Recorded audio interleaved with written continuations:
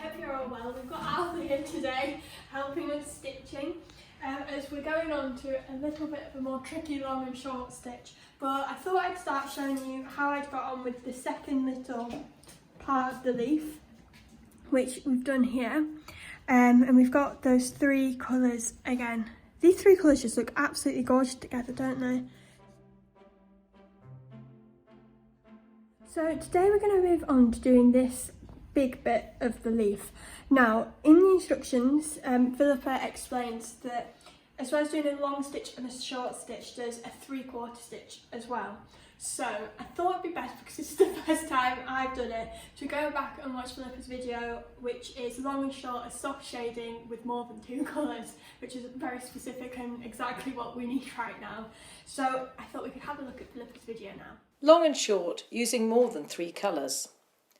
As you can see in this Jacobean design, Jacobean idyll, there are many colours going down through the hummocks or the hillocks below these sweet little rabbits. So as you can see, the yellow goes through the blues into greens and into deep blues at the bottom or very dark greens. This is very typical of late 17th century crewel work, when they had access to these fabulous colours and designs.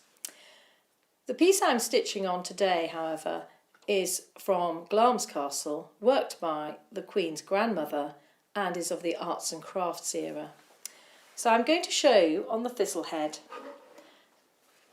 long and short, as soft shading, in 4 colours, but on a small shape, because very often when I'm teaching classes, this is something that worries people and they feel quite insecure about it. So this is to teach you to stitch with real confidence. Now, I've marked the stitching lines of the first colour, which I do on all my kits and designs. And even if I'm designing it myself and I know where those stitches are going to go, I would mark these in pencil so that these are long and then about 3/4 length for the first colour of the soft shading. This gives me the direction of the stitches for all the following colours. Now, to begin with, I find a long stitch approximately in the centre of that shape, and I come up and I take my thread up and then down beyond the point of that little pointy shape here in the thistle. That's my long stitch, and then I look to the shorter stitches to see the length and direction of those shorter stitches. They're not really half the length of the first one, they're more 3/4 of the length.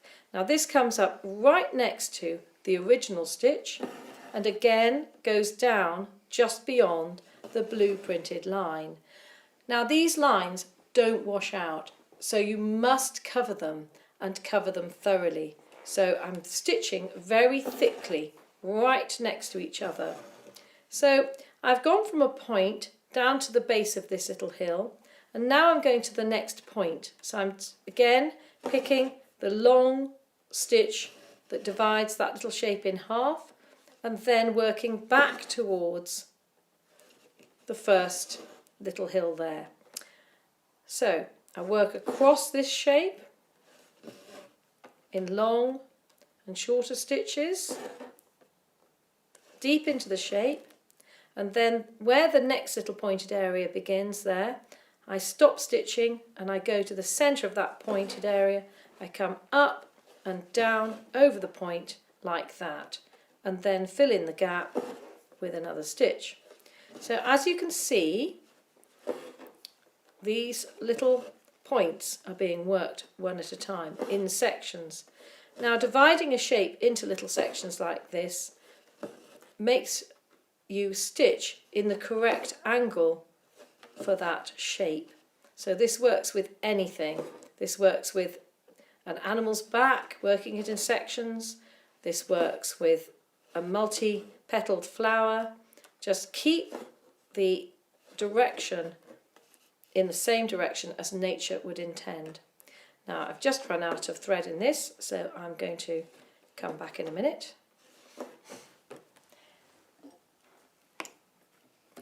Now, if you find that you've left little gaps between the points here, and they're not smooth enough for you, or not fat enough and full enough to look generous and fluffy for the end of a thistle head, you can go over this area again after you've worked the whole area in the same colour. So you use the first colour again in a single thread using the same method, and you just go over the top, and that gives you the most wonderfully 3D effect as I've worked here. So this is a double thread worked in exactly the same way as I've just showed you, and a single thread is worked over the top. So before you finish this with this colour, you repeat the same thing again. As you can see, I'm resisting the temptation to turn the angle of my stitches so that they become like a fan. Keep them straight up and down, like this, and use the point of your needle to tuck the last thread in behind the second last thread. So that's as much fanning as I would really be comfortable with. Then look across your piece. If there are any gaps, you can put in a thread, or you could, as I said, work across the shape with a single thread to make a really full fluffy area. So I've worked one half of the first colour. Now I'm going to take my thread across the back of my work and continue by beginning with a 3/4 stitch on the opposite side.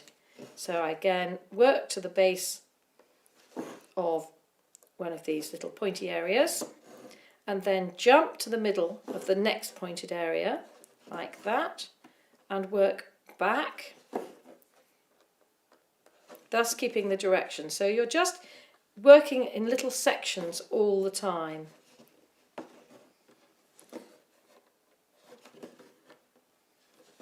As you can see, it uses up plenty of thread, and that's absolutely fine. Long and short soft shading, second colour. Now, I put this area in using all the marked lines as a guide to the length and direction of my stitch. For the second and the subsequent colours, we don't have the marked lines, otherwise it would just be covered in blue and very confusing. So we use the first layer of stitching to keep our direction. Now, the first colour came up in the body of the seed head and went down over the edge. Thus we could see exactly where to put the needle. This time we're going to come up through a long stitch near the point of this area, very near the tip, and I'm going to bring the thread down in the opposite direction. So I lay my thread all the way down and pop my finger on the top so that I can see that this wool on the top, this purpley colour, is covering this beigey pink, but it isn't crossing it. So if you can see a shadow behind this second colour, then you know that it's in the wrong direction. What it should do is just snuggle in between two of the threads from the first colour.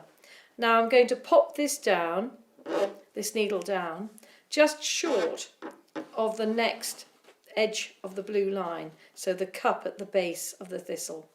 So that's my first stitch. As you can see, it's a big long stitch, and the question is, where are we going to put the third and fourth colours? Well, these are actually going to run through all of these colours. So first stitch is long and all the way down beyond the first colour. The second stitch comes up right next to it to one side, and it's slightly shorter, slightly lower down the shape, and it goes down slightly higher. So the first stitch ends there, but this second stitch is going to end here, so just beyond the layer of the first colour. The next stitch comes up as a long stitch again. Now every time I do a long stitch, I lay the thread down just to keep the correct angle and pop the thread in. And a short one right next to that long stitch. And as you can see, I'm not bothering to divide the area up into short shapes because I have the direction of the stitches from the first colour. So as long as you lay the long threads, you can just work away quite quickly across the shape. So long, and sometimes that will hit the top of the next bit of the design. And long and shorter at both ends. And that covers the area quite well, so nearly all of this space is taken up just with the first two colours. Work to the edge, and with the thistle head I think I would put the colour right to the edge because that's what happens in nature, and then carry your thread, if you have any left, across to the other side and just continue in the same